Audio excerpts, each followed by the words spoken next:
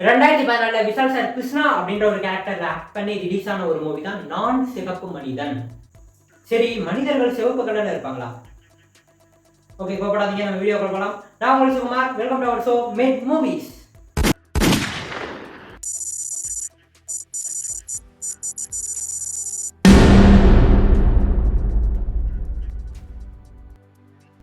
இந்த மூவில கிருஷ்ணா அப்படின்ற கேரக்டருக்கு ஒரு ஸ்லீப்பிங் டிசார்டர் இருக்கும். எதுக்கு எடுத்தாலும் புசு புசுன்னு தூங்கிடுவாரு.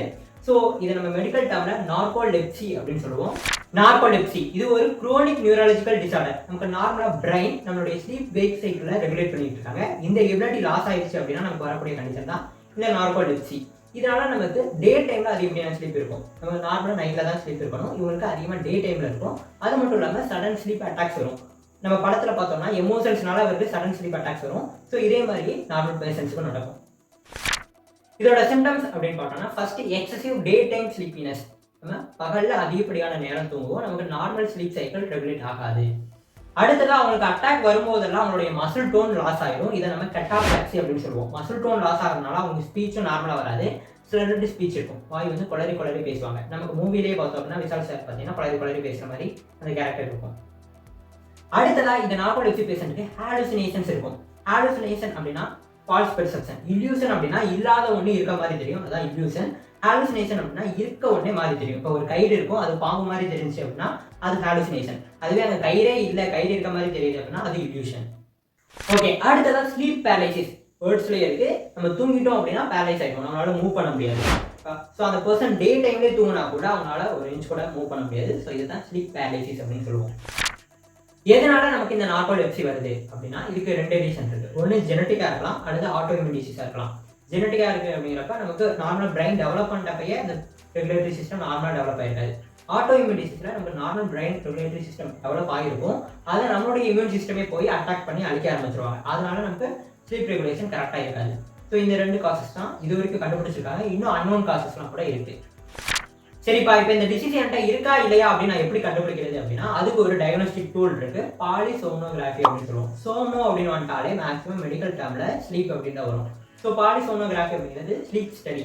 நமக்கு வந்து எப்போல்லாம் தூங்குறோம், எந்த மாதிரிலாம் எந்திரிக்கிறோம், நம்மளுடைய வேக் அண்ட் ஸ்லீப் சைக்கிளை எப்படி கண்டினியூ பண்ணுறோம் அப்படிங்கிறத ஸ்டடி பண்ணுறது தான் இந்த பாலிசோனோகிராஃபி. அடுத்ததான் multiple sleep latency test, MSLT அப்படின்னு சொல்லுவோம். ஸோ இந்த டெஸ்ட்டும் நம்ம ஒரே நாளில் டே டைமில் அடிக்கடி தூங்குறோடைய மல்டிபிள் ஸ்லீப், ஸோ அதை டயக்னோஸ் பண்ணுறதுக்காக இந்த டூல் இருக்குது. அடுத்ததான் டாக்டரை கன்சல்ட் பண்ணும்போது அவங்க என்னென்ன மாதிரியான சிம்டம்ஸ்லாம் சொல்கிறாங்களோ அதை வச்சு நம்ம டயக்னோஸ் பண்ணிக்கலாம். சரிப்பா, இந்த நார்கோலெப்சிக்கு என்னதான் ட்ரீட்மெண்ட் அப்படின்னு கேட்டிங்கன்னா உங்களுக்கே தெரிஞ்சிருக்கும், இது ஒரு ஆட்டோ இம்யூன் டிசீஸ். அது மட்டும் இல்லாமல் ஜெனட்டிக்னால வருது அப்படின்னா ஆட்டோ இம்யூன் டிசீஸ்க்கும் சரி ஜெனட்டிக் டிசீஸ்க்கும் சரி இது வரைக்கும் எந்த ஒரு க்யூரும் கிடையாது. So there is no cure for narcolepsy. அதோட சிம்டம்ஸை கம்மி பண்ணுறது தான் நம்ம ட்ரீட்மெண்ட் பண்ணுவோம். ஓகே, இதுக்கு காமனாக கொடுக்கக்கூடிய மெடிகேஷன் அப்படின்னு பார்த்தோம்னா ஆன்டி டிப்ரெசன்ஸ் அண்ட் ஸ்டிமுலன்ஸ். இதுலேயும் நமக்கு ஹைப்பர் டென்ஷன், டயபெட்டிஸ் மில்லட்டஸ், இவங்களுக்குலாம் பார்த்தோம்னா ஹை ரிஸ்க். இவங்கெல்லாம் நார்கோலெப்சி வந்தாலும் அவ்வளோ சீக்கிரம் வெளியே வர முடியாது. ஸோ அவங்களோட லைஃப் ஸ்டைலை டோட்டலாக சேஞ்ச் பண்ணுற மாதிரி வரும். லைஃப் ஸ்டைல் சேஞ்ச் பண்ணுறது மூலமாகவும் நம்ம இந்த நார்கோலெப்சியோட சிம்டம்ஸை கம்மி பண்ணிக்கலாம். நம்ம கரெக்டான ரெகுலர் ஸ்லீப் சைக்கிள், டெய்லியும் நம்ம இந்த டைத்துக்கு தூங்க போயிடணும், இந்த டைத்துக்கு எந்திரிக்கணும். இந்த மாதிரி ரெகுலர் ஸ்லீப் நம்ம மெயின்டைன் பண்ணிட்டே வரணும்.